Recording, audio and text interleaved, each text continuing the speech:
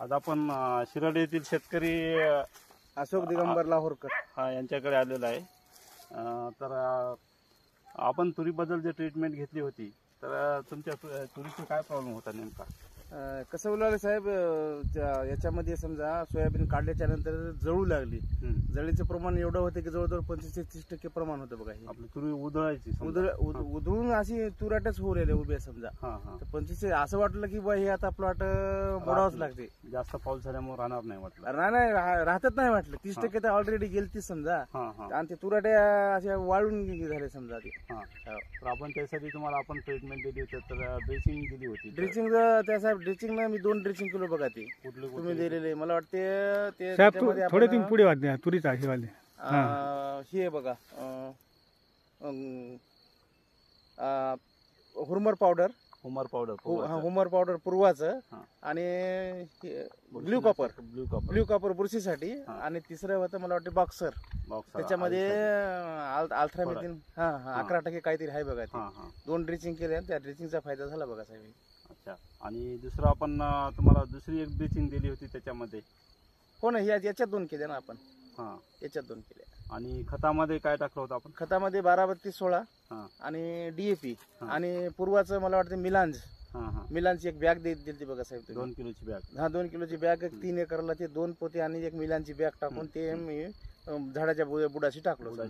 हो. टाकल्यानंतर तुम्हाला मग त्यावेळेस शाश्वती वाटते की आपला प्लॉट आता नाही, ड्रिचिंग मुळे प्लॉट जागेवर आला साहेब. ड्रिचिंग मुळे आणि त्या खतामध्ये मिलांज वापरला आपण पूर्वाचं.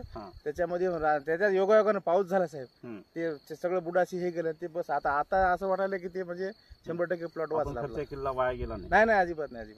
आणि आपण याला पहिली फवारणी कुठली घेतली? पहिली फवारणी तुम्ही दिले सांगितल्याप्रमाणे पूर्वाचं मला वाटतं ग्रोवर लिओसिन आणि एक हे घेतलं होतं आळीनाशक घेतलं होतं, एक बुरशीनाशक.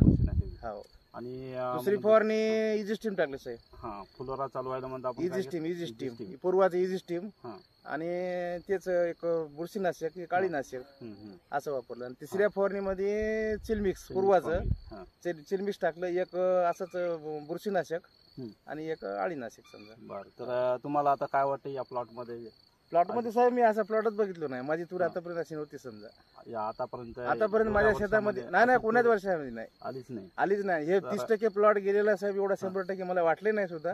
पण एवढी जबरदस्त तूर बसली बघा. तुम्ही शेतकरी वर्गांना काय सांगू शकता पूर्वाच्या प्रोडक्ट बद्दल? पूर्वा चॅलेंज नाही साहेब, यायला बिलकुल चॅलेंज नाही. मी तुम्हाला मुद्दाम याच्यासाठीच बोलवलं किंवा माझे 30% 35% तूर. आता हे 2 मुलं आहेत समजा याच्या म्हणजे हेच होतं करणारे माझे. हे याने फवारला, याने ड्रेसिंग वगैरे केल्या. पण हे जवळजवळ प्लॉट हे गेल्याच जमा होता. मी हरभऱ्याचं बी ठेवलं होतं मुद्दाम याच्यासाठी समजा. मित्र, आपण पाहू शकता हे प्लॉट तर पूर्ण आता सक्सेस झालाय. पण अशी परिस्थिती होती की हे पूर्ण हे एक झाड वाळत होतं या पद्धतीने. आणि हे झाड वाळत होते.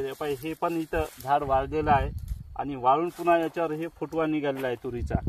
तर याला आपण ब्ल्यू कॉपर ह्युमर पावडर पूर्वाचा आणि खतामध्ये मिलान दिलं होतं.